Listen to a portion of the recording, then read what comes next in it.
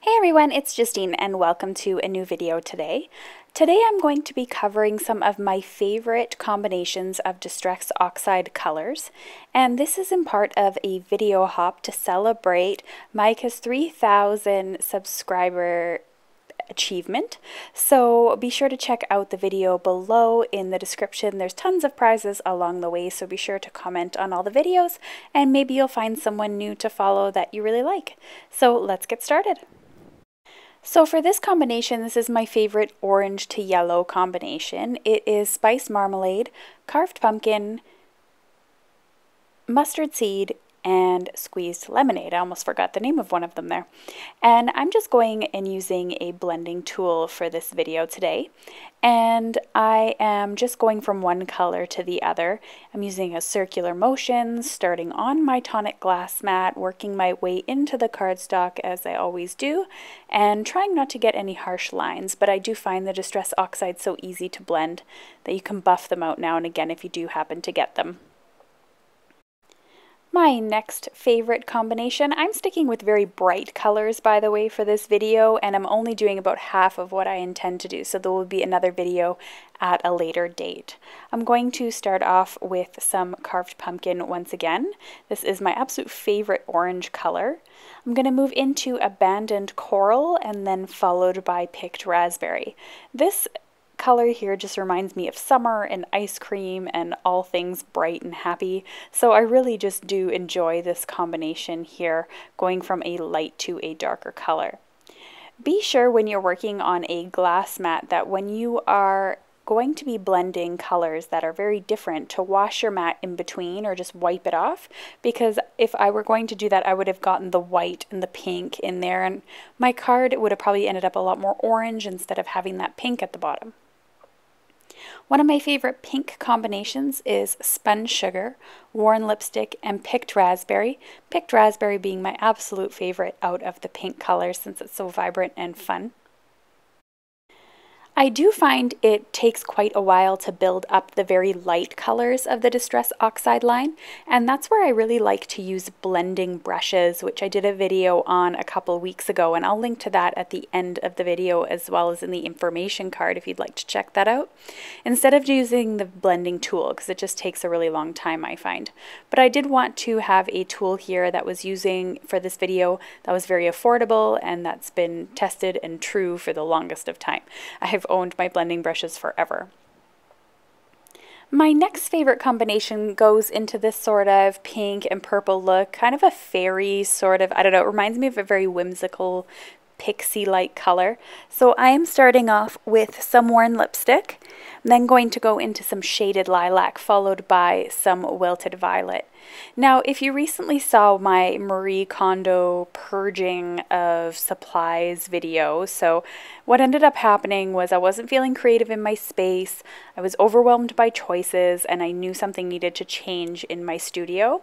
And I had felt like this before at one point quite a few years ago, and then when I moved overseas I didn't have very many things, and so I had to downsize a lot, and then I realized my creativity soared because I had less choices, and that's just what works for me.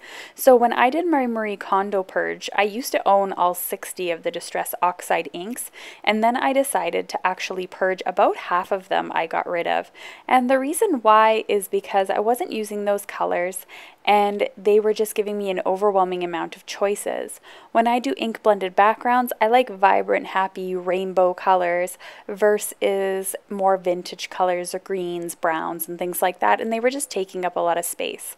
So it just keeps in mind that you don't need to have all the colors that I'm using. You don't have to have all the colors in order to be happy. Just work with whatever you enjoy working with. So now that I've shown you some of my favorite combinations, I am going to decorate these cards quickly here using some of the new stamps from scrapbook.com. Scrapbook.com's new release is predominantly sentiment based, and they have some really funny ones. My favorite out of the set definitely was the Sassy Friends stamp set. And this one here, it did come with an image stamp as well, and there's all these sort of different types of floral stamps on it and ways to create sort of some really different types of flowers. I love the possibilities from the stamp set. So I am going to go through and stamp a couple of backgrounds on here and really just embellish my sentiments. I ended up adding the stems of the flowers just using a marker from scrapbook.com, and I just thought that was going to be a lot easier than trying to find a stamp that would do it. I ended up stamping the Sending a Little Sunshine to Brighten Your Day stamp here on some white cardstock that I'm going to cut down and add to the front of my card. This is from the Wishing You Well stamp set. This is an exclusive scrapbook.com stamp set. Now, I was really excited because I actually was able to join the scrapbook.com design team, and I absolutely love the fact that they sent me some of their clear double-sided adhesive rolls, and I'm using the 2-inch here, but I had purchased some in the past. I purchased a 4-inch and like an 1/8 of an inch and a 1/4 of an inch and all these sizes, not the 2-inch. So it's perfect that they had sent me this one. It's new. And I never used them before. I don't know why, and I absolutely adore these. They're super strong adhesive. They're easy to use. You can just simply add it to the back of your cardstock. Can't wait to pull out that 4-inch roll and I could just do my whole card panel just as one thing here. It's perfect for die cutting and all sorts of things, and I was really excited to get my hands on some of that. And it goes on sale often, so be sure to check out at the store because this is definitely an adhesive that you need in your life. Now, this is one of the funny sentiments that I was talking about before. It says, "Our friendship is built on a solid foundation of sarcasm and shenanigans." I definitely have a bunch of friends that I can send this stamp to. I'm very sarcastic. It's a fault of mine.